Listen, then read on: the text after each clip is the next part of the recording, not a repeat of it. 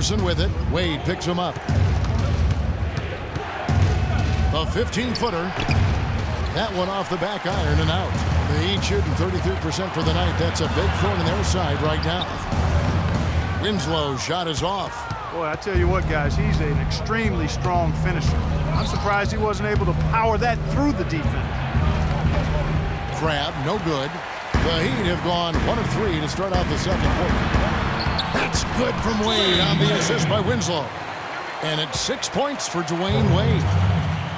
Coach needs to do something to get his team back on D to put an end to these fast break points. I mean, they are getting runs out of the gym. That's 4 straight baskets now in transition. So timeout called here, the first for Portland. Yeah, it's got to be concerned with all the missed shots here. And every team goes through cold streaks. You just got to figure out a way to stay productive. And the best way to do that when you're missing shots is to get to the foul line. Be aggressive, get to the foul line, and knock down some of those freebies.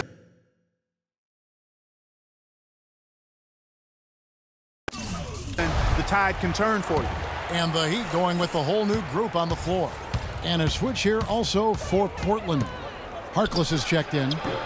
Portland again missing. You're not going to see that very often. Plenty of space, but he just, let's face it, he whiffs on it. And 2 shots coming up at the line as he gets fouled on the shot.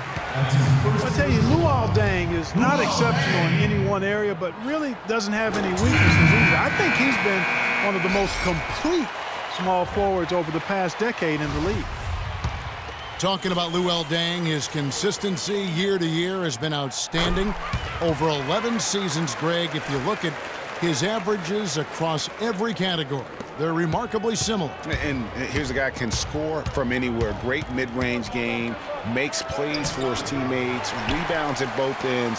He is versatile and bankable. Kicks it to Johnson. Lead pass was put in just the right spot. And the Heat lead by 4. They're finding lanes to the hoop now with consistency. 5 buckets in a row from the paint. And on the flip side, Greg, the defenders have to show more fight on the interior. They've got to offer more resistance here. In transition, here comes Miami. Here's Green. Basket is good. The assist from Johnson. And it's a 6-point Heat lead. And it seemed like they couldn't get anything to fall in that opening quarter, but you can just feel the momentum starting to shift. Yeah, things are starting to look up. I mean, they're making amends for that slow start, finding a rhythm right now. I think he's got to regroup and get himself together here. I mean, something's going wrong with him this quarter. He's really falling off. 3 minutes of action so far in the second quarter. That's a 2 from Lillard. Lillard again missing. Boy, they just cannot take the lid off. Well, they need a basket in the worst possible way, and they've got to stop this run, and the only way you do that, you got to score yourself. The shot by Vonleh no good. On offense, here are the Heat. They're on a 12-4 run right now. Trailblazers trail by 8. Lillard attacking. And it's Noah Vonleh with the foul. That's his first foul. Well, he just hasn't looked right to me. A bit out of sorts, if you will. Something's off with his mechanics, at least as I look at it. A different look for Miami. Whiteside's checked in for Haslam. Wade comes in for Tyler Johnson. And it's Dragic in for Green. Portland also making some changes. Davis comes in for Noah Vonleh. And it's C.J. McCollum in for Damian Lillard.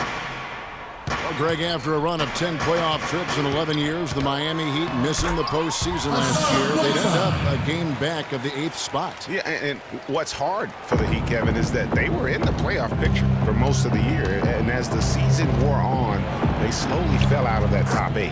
That's good, and the Heat lead is cut down now to just 8 on the basket from McCollum. Wow, I'm surprised he took that shot, but he has a huge size disadvantage in that matchup. But a tremendous job to knock that one down. And just a little bit ragged defensively there, Clark. Portland's gone 0-2 from deep here in the second. And so he draws the foul on the shot, a trip to the line to shoot 2. And guys, C.J. McCollum is a scoring-minded combo guard out of Lehigh. He's taken with the 10th pick back in 2013 and still looking to make a big impact in the NBA. Stoudemire's checked in for Chris Bosh. And Portland with a change here, too. Plumlee is checked in for Al-Farouq Aminu, and he sinks the second. While McCollum has struggled with injury, he's broken a bone in each of the last 3 seasons dating back to college at Lehigh. Yeah, and if he can stay healthy, I think he's got a bright future. He had a broken finger last season, and he broke his foot twice in the seasons prior, Kevin, just to embellish the injury situation. But he's got some ability. A slight rebound advantage for them. One more column in their favor, and it's all adding up. Well, you take a look at all of the stats, the team stats, that is, and that's one of the many areas that they've had the advantage. And as a result, they've got a big lead. Well, you look back at the 2015. They can't guard us on the perimeter. Spread the floor and isolate up top.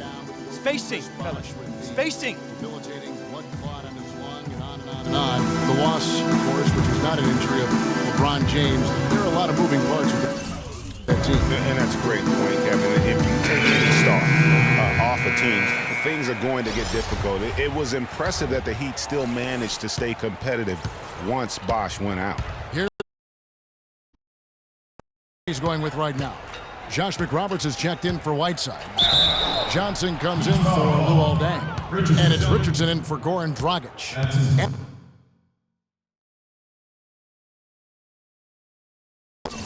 Alan Crabb, he's checked in for Portland. You know, Bosh was the big injury hit for the Heat, but they had a lot of other injuries as well. I mean, had to use 31 different starting lineups last season, and 20 different players started at least one game. And injuries are something that you can't plan for, but you can prepare for them. And hopefully the Heat can avoid injury woes this season. If they can, they at least have players who have been through that struggle last year. That one's good. 9 points for Dwayne Wade. He's making it look easy scoring out there because he's much more efficient here in the second. Here's McCollum. And the rejection by Stoudemire.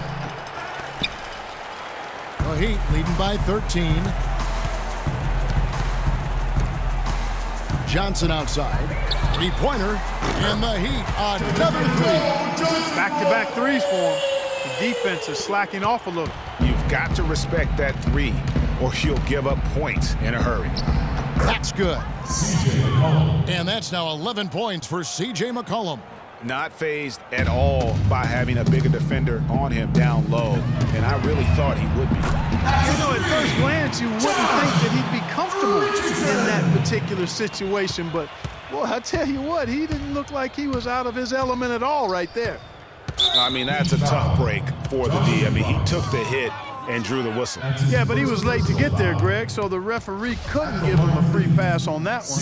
The Trailblazers shooting their 7th and 8th free throw attempts for the game right here. And he can't get the first one. And working, Kevin, themselves to the line here in the second. A nice way to get your offense going. And maybe cause some foul trouble along the way as well. And we know what that can do. It pays off typically in good fashion for you. Leonard, he's checked in for Plumlee. That's a great job getting to the line here. You know, he didn't have a single attempt in that first quarter because I thought he was tentative. Much more aggressive here in the second. Wade for 3. But they get it back. And it's Johnson penetrating. Pass to McRoberts. And a foul called on the shot. Got him on the way up that time, so he'll shoot 2 right here. This is his first free throw of the game. 2. That free throw, no good.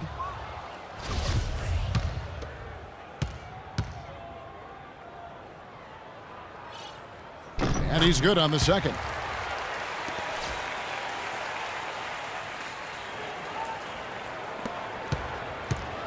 Here's McCollum. And he throws it down hard with one hand.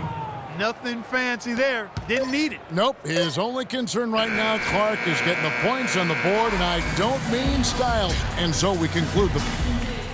It's the 2K Sports Halftime Show.